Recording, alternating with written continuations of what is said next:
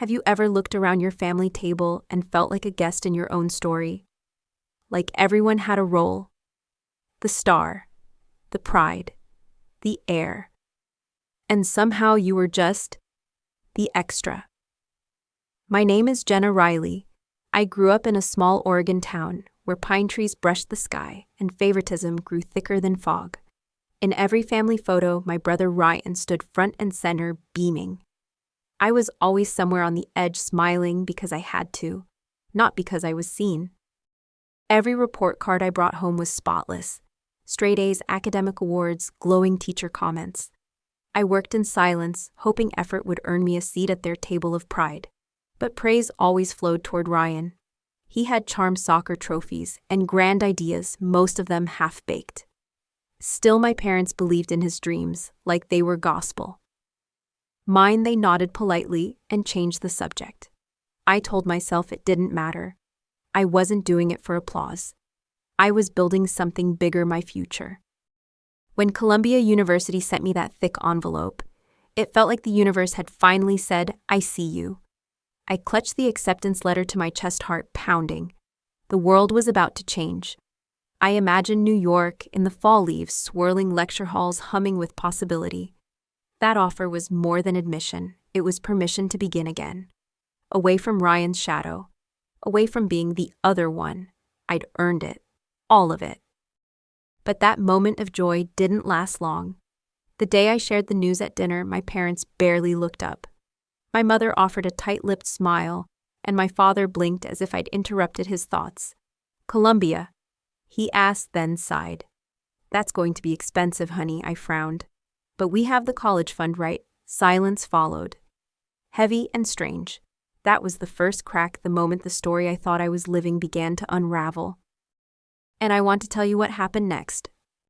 Not just because it changed my life, but because maybe you felt something like it too. The quiet betrayal, the invisible line drawn between you and the rest. This is a story about being underestimated. About what happens when you stop asking for a seat at their table and decide to build your own. It's a story about family choices and what it means to reclaim your future when no one else fights for it. So if you've ever been the quiet one in the corner, the one overlooked, the one expected to settle, this story is for you. I'm Jenna Riley, and this is how I stopped waiting to be chosen and started choosing myself. The conversation that changed everything started on an ordinary Thursday. I was still riding the high of my Columbia acceptance, mapping out courses on my laptop, circling clubs I wanted to join. Then just before dinner, my mom called me into the living room. Her voice had that odd softness, the kind she used when breaking bad news gently. Dad was already there, arms crossed, eyes avoiding mine. "Jenna," he began. "There's something we need to talk about." My stomach fluttered. I nodded, expecting something minor, but then he said it. "The college fund is gone. We invested it.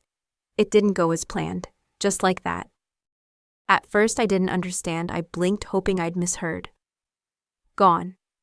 The fund that had been promised since I was 13, the one I'd planned around with quiet trust. Mom jumped in, her voice syrupy and rehearsed.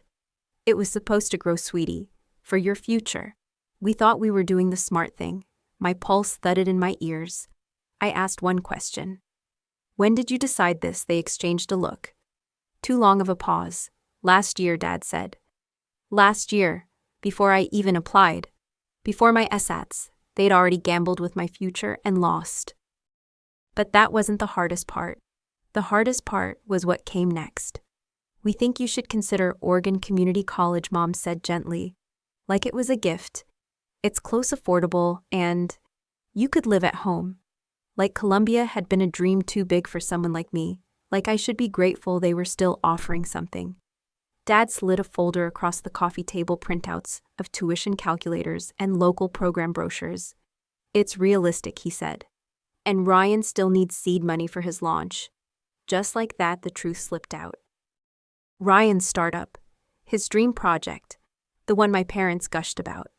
Suddenly it all made sense: his new laptop, the business classes he didn't pay for, the glossy mock-ups on the kitchen counter.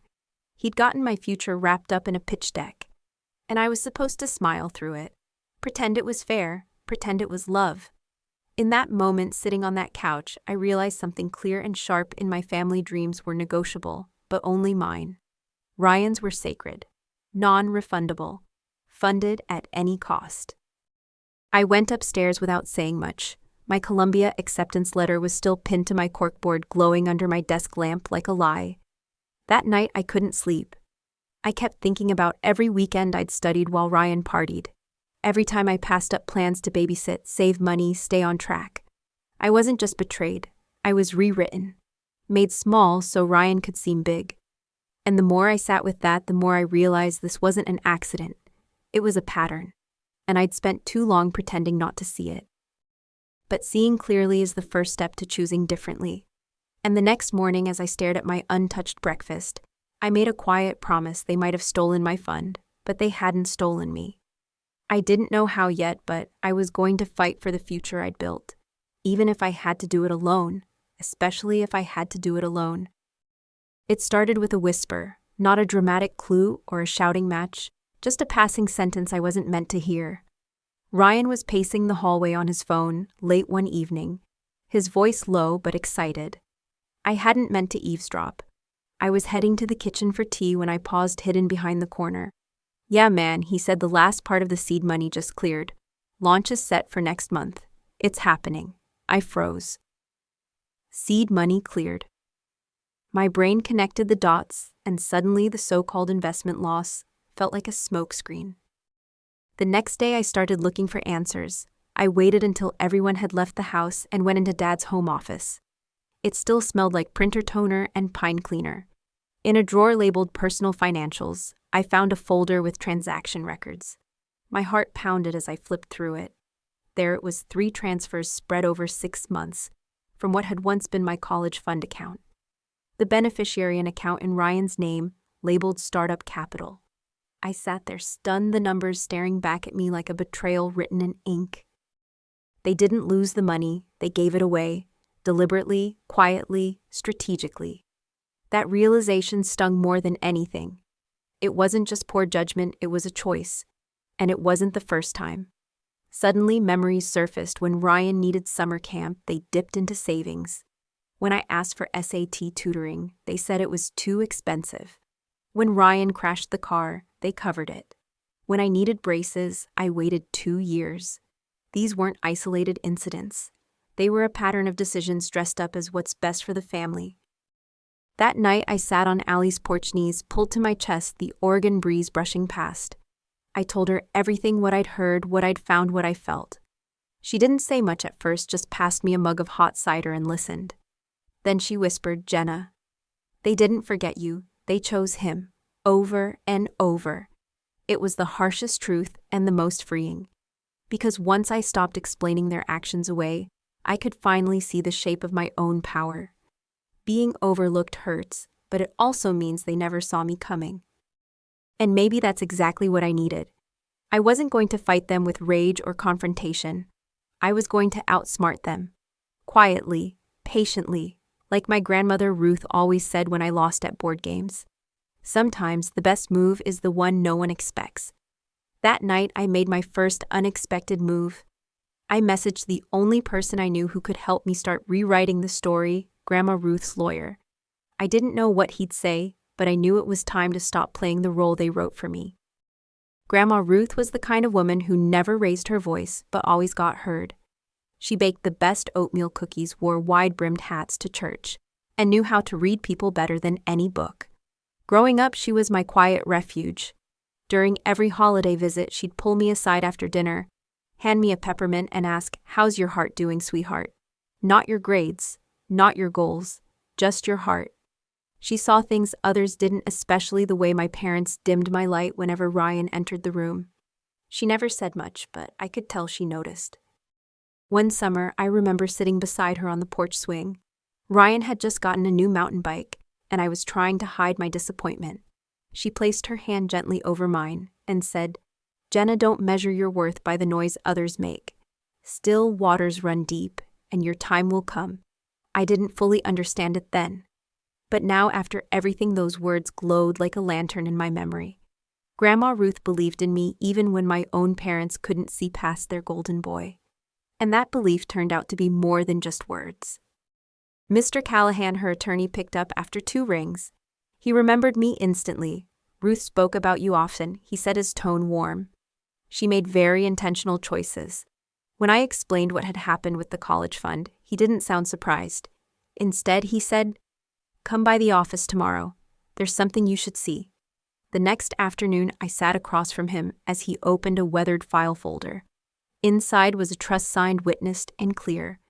Grandma Ruth had left me a portion of the family home, 1/3 to be exact, effective immediately if the college fund was ever compromised.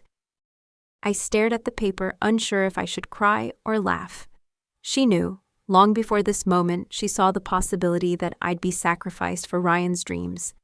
And she built a safety net only I could access, no permission required, no approval needed. Mr. Callahan smiled softly. "Ruth wanted to protect your path," he said. "She called it your quiet exit plan. That day I learned that love doesn't always shout it off in whispers and wills. In backup plans, in people who prepare for storms no one else sees coming." Grandma Ruth had armed me with the power to choose. As I left the law office clutching the trust papers like a lifeline, something inside me shifted. I wasn't powerless, I wasn't stuck. The walls of that house back home no longer held me hostage. They were leverage now. I could walk away with dignity. But first I had to play one last round of pretend. They thought I was still broken compliant. That was good. Let them believe it. Because what came next would be the move they never saw coming. The day after my meeting with Mr. Callahan, I came down to breakfast wearing my best defeated daughter face. Mom placed a college brochure next to my cereal. I looked into Oregon Community's psychology program, she chirped. "They have a great 2-year path." I nodded quietly, murmured, "That sounds reasonable." Dad glanced up from his laptop, clearly relieved. "See, we're moving forward. You're being mature." I spooned cereal into my mouth and smiled just enough. They mistook my silence for surrender. That was fine. I had no intention of correcting them. Over the next 2 weeks, I became their perfect daughter. I went on campus tours with Mom, took notes, nodded at counselors. I pretended to compare tuition rates and consider my options. At night, I researched housing near Columbia, transferred documents to a flash drive, and moved out my belongings one backpack at a time to Allie's spare room. She never asked questions, just opened her closet, cleared a corner, and said, "Take your time." I'd never felt more seen. Every visit to her place was one step closer to freedom. Every fake smile at home was one layer deeper into my escape. I even printed out a fake schedule from Oregon Community, taped it above my desk for effect. Mom beamed when she saw it. "I knew you'd make peace with this," she said, handing me a homemade smoothie. It tasted like guilt and mango. Dad handed me a folder labeled loan applications. I opened it, pretending to read Heart Steady. "We already filled them out," he said. "Just sign when you're ready." I smiled again and whispered, "Soon." That word gave me just enough time to finalize everything. Their confidence was my best camouflage. There's a strange power in pretending. People let down their guard when they think you've given up. They stop watching closely. They stop questioning your silence. And that's when you move, quietly, strategically. I learned that from Grandma Ruth, too. She used to say, "Don't flinch when the storm comes." People assume stillness means weakness, but it often means precision. Every day I played along, I became sharper, calmer, more focused. And with every bag I stashed at Allie's and every call I made to Columbia's housing office, I was reclaiming the life they tried to erase. Eventually, my room at home looked the same on the surface, but felt different. My bookshelves were half empty. My drawers held only decoys. Underneath my bed was an envelope with a letter and legal notice sealed and waiting. My real life was no longer tethered to that house. I was already somewhere else in spirit. And as the days counted down to the moment I'd leave, I felt something unexpected: peace. I wasn't escaping in anger. I was stepping into my future, eyes open. And when I left, they'd finally see who I really was. The night I left the house was quiet, just the soft hum of the refrigerator and the tick of the old kitchen clock. I had timed everything carefully. My suitcase was in Allie's car, the spare key back in its hiding place. All that remained was the letter. I sat at my desk, the same one I'd used to write essays, scholarship applications, dreams. My pen hovered above the page for a moment before it moved with quiet purpose. No tears, no begging, just truth. Truth written in ink, firm and final. To Mom, Dad, and Ryan I began, "This isn't a goodbye out of spite. It's a decision born from clarity." I wrote about the stolen college fund, the deception, and the silence that followed. I didn't need to yell. The facts were enough. I told them I knew about the transfers, about the lies. I told them about Columbia and the full scholarship I'd accepted behind their backs. Then I slid in the real shock, the legal notice from Mr. Callahan, confirming my 1/3 ownership of the family home, a gift from Grandma Ruth, a consequence they never saw coming. Beside the letter, I placed the official document, clean, professional, stamped with the weight of law. It stated clearly that no sale, refinancing, or ownership change could proceed without my consent. Their equity frozen, their plans undone. They had built everything on the assumption I'd stay silent. But silence isn't the same as surrender. As I stood up, I felt light, not vengeful, just free. I wasn't punishing them. I was protecting myself. I left the letter on my neatly made bed, my name on the envelope in bold black ink. Slipping out the front door, I paused for a moment. The porch smelled like rain-soaked wood and distant memories. I thought about younger me sitting on those steps hoping to be noticed. Now I was walking away, not because they pushed me out, but because I finally pulled myself forward. The cool night air wrapped around me like a blessing. Allie was waiting in the car with the engine running. No questions, just open arms. As we drove off, the streetlights flickered past like checkpoints on a road back to myself. By morning, the storm had begun.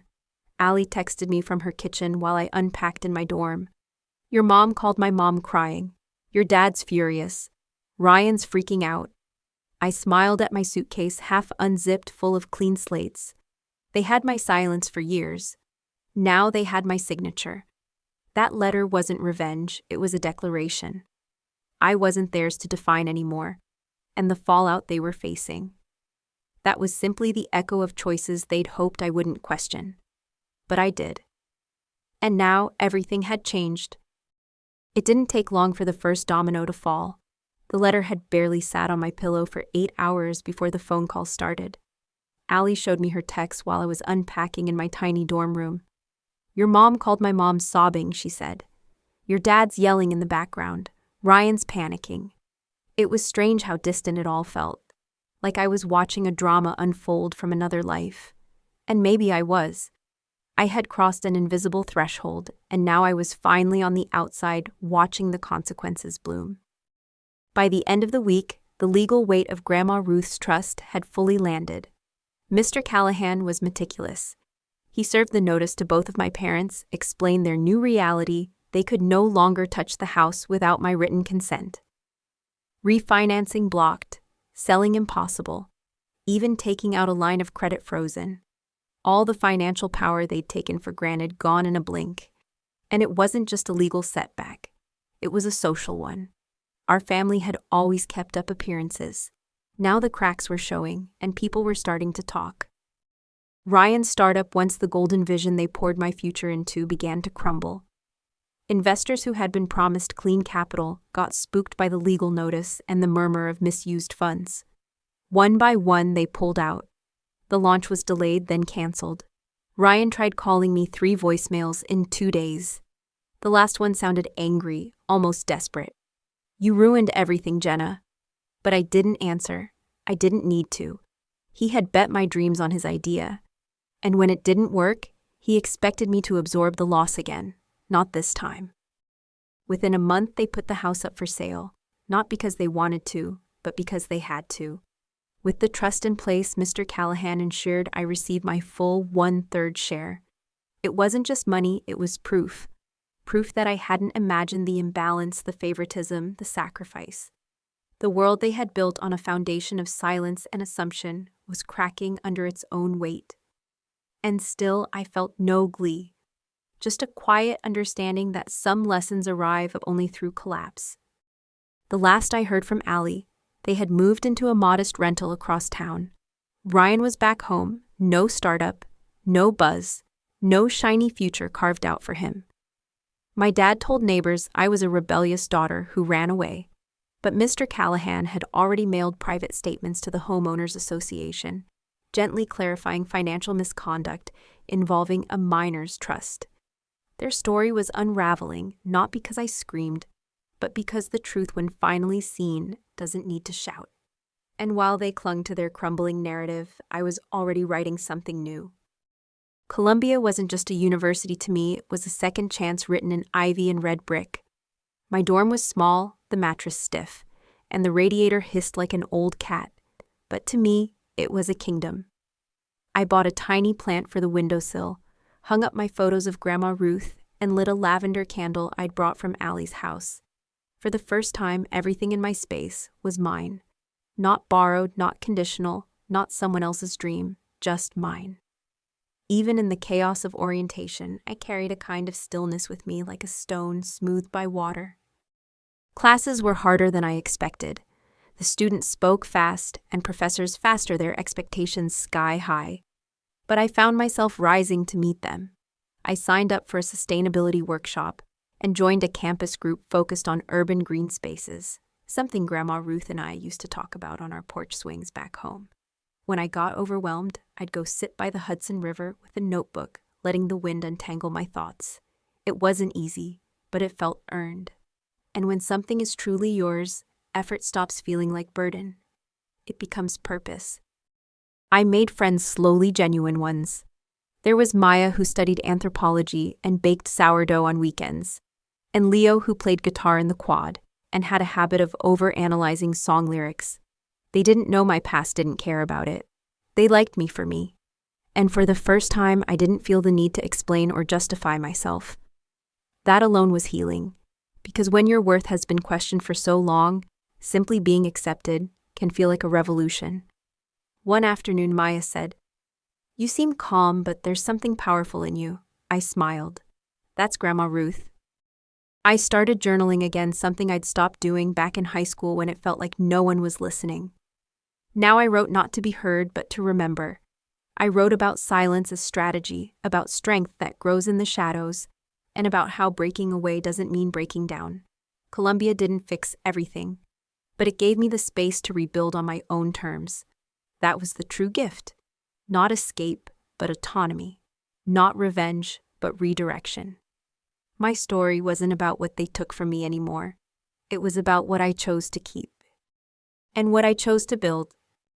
Every morning as I crossed the quad with my coffee and my canvas tote full of books, I whispered a quiet thank you to the younger version of me who didn't give up to the woman I was becoming, and to the grandmother who left me more than a trust fund. She left me belief, and that belief became momentum. Because while their world was shrinking in on itself, mine was just beginning to bloom. The voicemails started trickling in around mid-October, like fallen leaves piling up at my feet. The first was from my mom. Her voice, usually chirpy and composed, cracked with emotion. "Jenna, please call us. We just want to talk." I didn't know it would get this far. I listened but didn't reply. Not out of cruelty, but out of clarity. Talking wouldn't change the choices they made. I wasn't a rebellious daughter they had just never imagined I'd choose myself. And now that I had the silence they once ignored, was finally speaking louder than anything I could say. Then came Dad's message, short, sharp, and pride-stained. "You're overreacting. You embarrassed us. This isn't how family behaves." I played it twice just to hear the weight of disappointment in his tone, not because I cared to absorb it, but because it reminded me why I left. For years his approval had been the prize I chased in silence. Now it felt like a costume I'd outgrown. What he called rebellion was simply self-respect. And maybe in his world, silence was loyalty. But in mine, silence had become survival, and eventually power. Ryan's voicemail came next. 3 minutes of bitterness, backpedaling, and self-pity. "Do you even realize what you've done?" he snapped. "Investors walked away. My pitch is dead. You destroyed what I built." I almost laughed, not because his pain was funny, but because the irony was so sharp. He had built his startup with my future as the foundation. And when that foundation demanded accountability, everything fell. That wasn't sabotage. That was structural failure. He hadn't just underestimated me, he depended on my silence. And the moment I chose to speak, everything cracked. I didn't block them, not right away. Part of me wanted to see what else they might say, if maybe there would be a moment of honesty, of accountability. But none came. Just more layers of guilt, blame, and confusion. Eventually, I changed my number, not in anger, but in peace. There's a kind of healing that comes with distance. Not running away, but choosing where your energy belongs. And mine no longer belonged in a house that could only see me when I was missing. Allie called one evening while I was studying at a quiet coffee shop. "Your mom asked for your address," she said gently. "She said she wants to send you a letter." I stirred my tea and smiled. Let her. Maybe one day I'd read it, maybe not. Some things don't need closure. Some stories close themselves. That night I walked home through the crisp autumn air, leaves crunching under my boots, the city alive with motion. I didn't feel haunted by what I'd left behind. I felt rooted in what I was growing. And soon that seed would bloom into something more. A few weeks before winter break, I stood in front of a lecture hall, palms, sweating, heart steady. I was presenting a research project on sustainable city design, a topic rooted in my love for quiet spaces, green places, and the idea that environments shape us as much as people do. When the last slide faded to black, the applause filled the room, but it wasn't the sound that stayed with me. It was the moment I looked up and saw myself, not Jenna, the forgotten daughter, or the backup plan, but Jenna, the voice, the builder, the one who rewrote her story. This journey wasn't just about family betrayal or lost money. It was about learning to listen to my own voice after years of being told to stay quiet. It was about seeing that resilience isn't just survival, it's reinvention. I didn't need their permission to grow. I didn't need their approval to belong. What I needed was already within me, the truth. Grandma Ruth whispered on long porch afternoons, the steady hand of Allie's friendship, and the courage to say enough without raising my voice. That courage became the bridge to everything I have now. My family's world shrank the day I chose myself, but mine expanded in ways I never could have imagined. I don't hate them, I just no longer let their view of me define my future. Some stories don't get neat resolutions, and that's okay. Closure doesn't always come from their apology. Sometimes it comes from our own becoming, from learning to plant seeds where we were once told to stay still, from finding beauty in a future they said we weren't ready for. I wasn't just ready, I was destined. And maybe you are too. So if this story spoke to something inside you, if you've ever felt invisible, underestimated, or quietly dismissed, know this: you are more than their version of you. You are not the backup plan. You are the author, the main character, and your voice once found can't be taken back. If you're still watching, thank you for walking with me. I hope you write your own story. I hope you choose your own ending. And if this video resonated with you, please like, subscribe, or share it with someone who might need it. Let's remind each other we're allowed to leave, to grow, to speak. Loud or quiet, our voices matter.